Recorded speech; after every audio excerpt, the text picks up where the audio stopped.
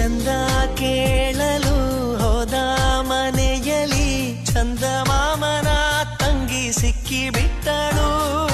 ನನ್ನ ಕಣ್ಣಿನ ಅಂಚೆಡಪ್ಪಿಗೆ ಪ್ರೀತಿ ಕಾಗದ ತಾನು ಹಾಕಿಬಿಟ್ಟಳು.